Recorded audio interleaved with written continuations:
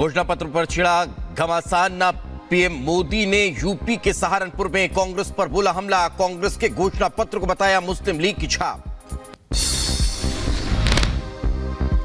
आजम के हेमंत बिस्वा शर्मा ने कांग्रेस के मैनिफेस्टो को तुष्टिकरण का घोषणा पत्र बताया। कहा, भारत के चुनाव के लिए नहीं, पाकिस्तान के चुनाव के लिए बना के। आज बिहार के नवादा में प्रधानमंत्री नरेंद्र मोदी का दौरा। आगामी लोकसभा चुनाव के लिए करेंगे प्रचार। जनसभा को प्रधानमंत्री नरेंद्र मोदी करेंगे संबोधित। दिल्ली के मुख्यमंत्री अरविंद केजरीवाल की गिरफ्तारी के खिलाफ आज देशव्यापी अनशन। दिल्ली के जंतर मंतर पर जुटेंगे आम आदमी पार्टी के नेता और कार्यकर्ता। आम आदमी पार्टी के सामूहिक उपवास पर बीजेपी का हमला। शाजिया इल्मी बोली, देश के इतिहास में पहली बार भ्रष्टाचार को बढ़ावा देने के लिए कुराहा के सामूहिक उपवास। पूर्वी मिदनापुर में भूपतिनगर में विस्फोट मामले को लेकर एनआईए ने टीएमसी नेता को किया गिरफ्तार। गिरफ्तारी के बाद करवाया गया मेडिकल।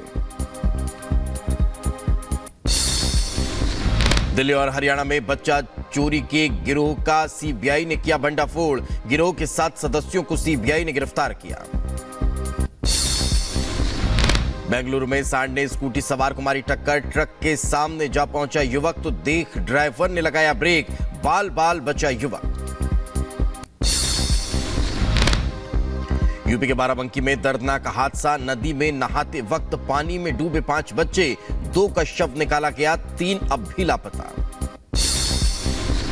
मध्य प्रदेश के सिवनी में एसएफ बटालियन के बस और कार के बीच टक्कर। हादसे में कार सवार 3 की मौत, 20 जख्मी हुए।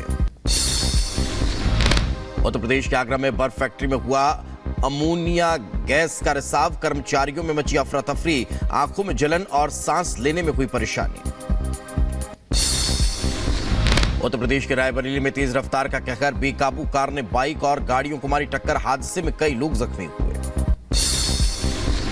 उत्तर प्रदेश के बहराइच में 2 घरों में लगी भीषण आग। दोनों घर जलकर हुए राख। लाखों का सामान जलकर राख। झारखंड के सरायकेला में दिन दहाड़े पत्थर से कुचलकर युवक की हत्या। घर से आधे किलोमीटर राह पर मिला शव। पुलिस मामले की जांच में जुटी। उत्तर प्रदेश के बांदा में अवैध असला फैक्ट्री का भंडाफोड़। 2 लोगों को पुलिस ने किया गिरफ्तार। 17 बने और अधबने राइफल और तमंचे जब्त किए गए। मध्य प्रदेश के बड़वानी में पुलिस को मिली बड़ी कामयाबी। हथियारों का सौदा करते 3 आरोपी गिरफ्तार हुए। पकड़े गए बदमाशों में पंजाब के 2 कुख्यात अपराधी और 1 मोस्ट वांटेड आरोपी भी गिरफ्तार। उत्तर प्रदेश के बांदा में माफिया मुख्तार अंसारी मौत मामले में जेल अधीक्षक के बाद बीजेपी नेता को मिली धमकी। मुदित शर्मा ने की पुलिस में शिकायत। मध्य प्रदेश के होशंगाबाद में पुलिस की कार्रवाई। 2 युवकों को किया गया गिरफ्तार। 12 किलो गांजा जब्त किया। ऑस्ट्रेलिया के मेलबर्न में बीजेपी के स्थापना दिवस पर लोगों में उत्साह। बीजेपी समर्थकों ने निकाली कार रैली। लगाए मोदी मोदी के नारे। नेपाल के काठमांडू में राष्ट्रीय मुक्ति आंदोलन के सदस्यों का प्रदर्शन। जातीय पहचान और पुलिस चार्ज बैटन के आधार पर राज्य का दर्जा देने की मांग को लेकर जताया विरोध। इजरायली हवाई हमलों के बीच गाजा में पहुंचाई गई सहायता। पैराशूट से भेजी गई मानवीय मदद। इजरायल सेना ने लेबनान में किया हमला। अर्नौन गांव में एक होटल हुआ क्षतिग्रस्त। दक्षिणी गाजा में घुसे इजरायली सैनिक का खान यूनिस में आतंकियों के बुनियादी ढांचे को नष्ट किया। हथियार भंडारण केंद्र को तबाह किया गया। गाजा पट्टी में लगातार भेजी जा रही है मानवीय सहायता। अमेरिका और उसके सहयोगियों ने पैराशूट के जरिए गिराए खाने के पैकेट। रूस और यूक्रेन के बीच जारी के हमले। रूस ने खार्किव पर किया मिसाइल अटैक। 6 लोगों की मौत हुई।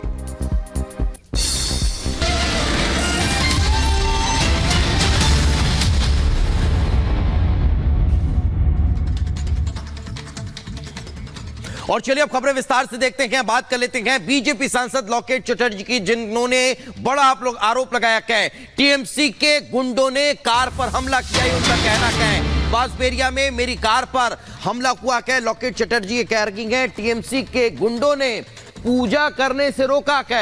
बंगाल में भय का वातावरण है, ये लॉकेट चटर्जी कह रही हैं। बंगाल में उम्मीदवार भी सुरक्षित नहीं हैं। तो ये बड़ी खबर इस वक्त हम आप तक पहुंचा रखे हैं। बीजेपी सांसद लॉकेट चटर्जी जिन्होंने टीएमसी पर बड़ा आरोप लगाया।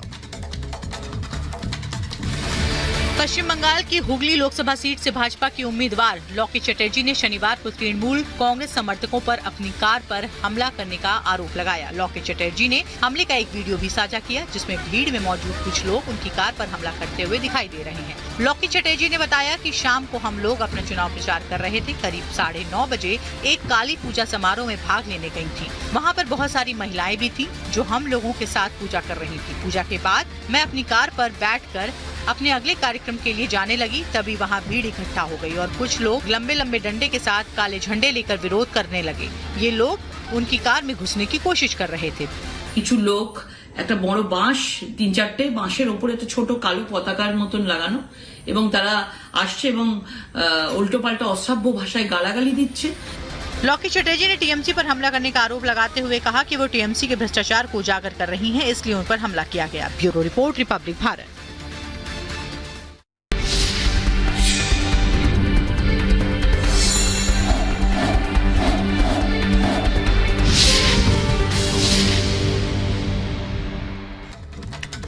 तो 2024 के चुनाव को लेकर कांग्रेस अपना घोषणा पत्र जारी कर चुकी है। कांग्रेस के घोषणा पत्र को लेकर भारतीय जनता पार्टी लगातार उस पर तंज कस रही है, उसे निशाने पर ले रही है। प्रधानमंत्री नरेंद्र मोदी ने कल की चुनावी जनसभा को संबोधित करते हुए कांग्रेस के इस घोषणा पत्र को मुस्लिम लीग की छाप बता दिया है। प्रधानमंत्री नरेंद्र मोदी ने कहा कि कांग्रेस के इस मैनिफेस्टो में मुस्लिम लीग की झलक नजर आती है। देखिए रिपोर्ट।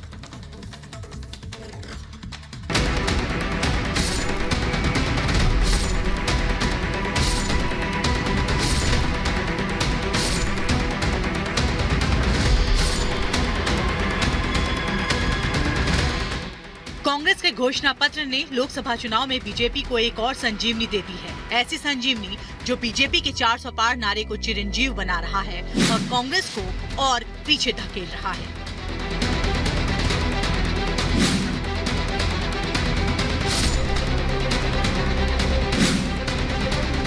कांग्रेस 2024 के अपने मैनिफेस्टो को अब तक का सबसे अच्छा घोषणा पत्र बताने में जुटी है, तो वहीं बीजेपी घोषणा पत्र पर कांग्रेस को जमकर लताड़ लगा रही है। प्रधानमंत्री नरेंद्र मोदी ने कहा कि कांग्रेस के मैनिफेस्टो में वो सोच झलकती है जो आजादी के आंदोलन के समय मुस्लिम लीग में थी। पीएम मोदी ने कहा कि कांग्रेस के घोषणा पत्र में पूरी तरह मुस्लिम लीग की छाप है। इसका जो कुछ हिस्सा बच गया उसमें वामपंथी पूरी तरह हावी हो चुके हैं। मुस्लिम लीग के उस समय के विचारों को कांग्रेस आज भारत पर थोपना चाहती है। मुस्लिम लीग की छाप वाले इस घोषणा पत्र में जो बचा खुचा हिस्सा था उसमें वामपंथी लेफ्टिस्ट हावी हो गए हैं। पीएम मोदी के इस बयान पर कांग्रेस नेता जयराम रमेश ने पलटवार किया। कहा हिंदू महासभा के अध्यक्ष श्यामा प्रसाद मुखर्जी थे जो बंगाल में मुस्लिम लीग के साथ गठबंधन करके सरकार में शामिल हुए थे। प्रधानमंत्री कहते हैं कि कांग्रेस मुस्लिम लीग की नीति अपनाती है। मैं प्रधानमंत्री को याद दिला दूं, प्रधानमंत्री जी इतिहास याद रखिए। 1940, 1941 और 42 में कौन व्यक्ति, कौन सी पार्टी मुस्लिम लीग के साथ गठबंधन सरकार में थी बंगाल में? श्यामा प्रसाद मुखर्जी जनसंघ के स्थापक जो थे, हिंदू महासभा के अध्यक्ष थे और वो मुस्लिम लीग के साथ उन्होंने गठबंधन की सरकार बनाई थी बंगाल में। कांग्रेस के घोषणा पत्र पर असम के मुख्यमंत्री हेमंता बिस्वा शर्मा ने भी जमकर वार किया। कहा कांग्रेस के मैनिफेस्टो को देखकर ऐसा लगता है कि ये घोषणा पत्र भारत के लिए नहीं बल्कि पाकिस्तान चुनाव के लिए बना है। कांग्रेस का जो मैनिफेस्टो है, ये मैनिफेस्टो देखने से ऐसा लगता है कि ये भारत का चुनाव के लिए नहीं, कोई पाकिस्तान चुनाव के लिए ही ये घोषणा पत्र बनाया गया है। कांग्रेस के किसी भी बयान को लपकने का बीजेपी कोई मौका नहीं छोड़ती और इस बार तो बात घोषणा पत्र की है, वो चुनावी मैनिफेस्टो जिसके जरिए कोई पार्टी जनता से संपर्क करती है, वोट मांगती है। लेकिन उसी मैनिफेस्टो पर बीजेपी ने ऐसे सवाल खड़े कर दिए हैं कि लगता है कि कांग्रेस की नाव में छेद नहीं बल्कि पूरी की पूरी कांग्रेस पार्टी की नाव डूब जाएगी। Bureau report, Republic Bharat.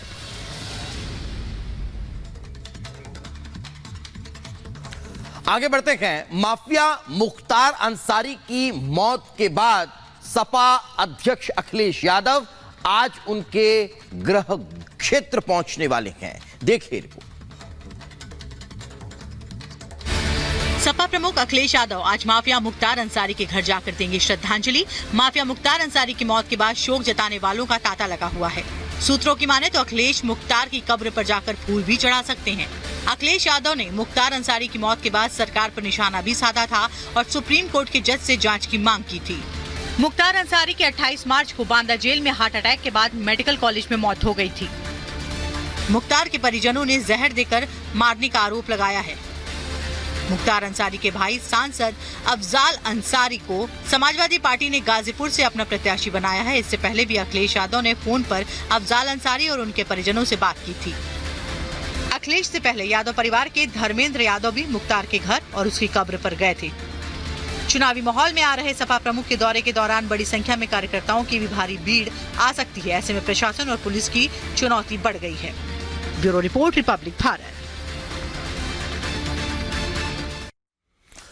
तो लंबे समय से दिल्ली एनसीआर में चल रहे बच्चा चोर गिरोह का भंडाफोड़ हो चुका है और सीबीआई ने 8 नवजातों को बरामद किया है। इतना कि नहीं, महिलाएं जो इस बच्चा चोरी गैंग की सदस्य थी उन्हें भी गिरफ्तार कर लिया गया। देखिए रिपोर्ट।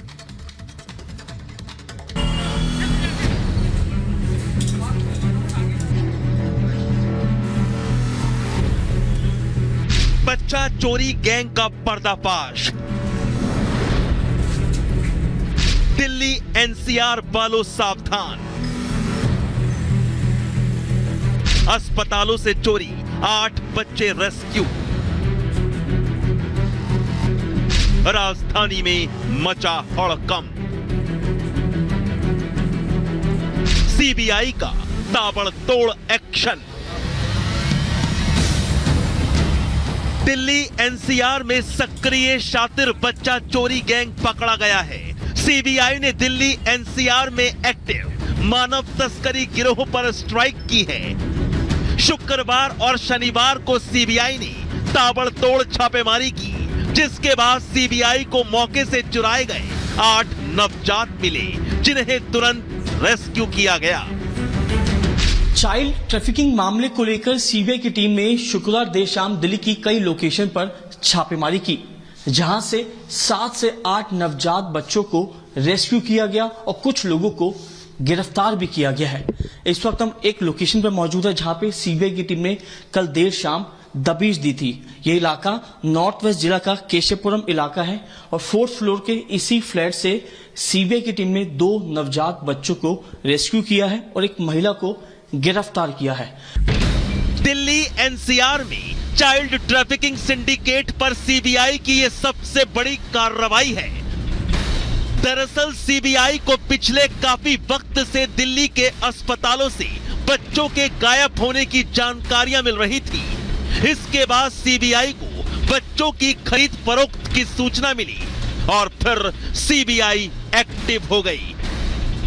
इनपुट के आधार पर सीबीआई ने दिल्ली के केशवपुरम इलाके के इस घर पर रेड की।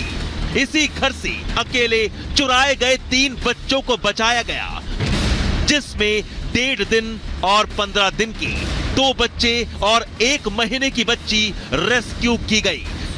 साथ ही इंदु पवार नाम की महिला को भी सीबीआई ने मौके से गिरफ्तार कर लिया, जो चुराए गए बच्चों के साथ मौके पर मौजूद थी।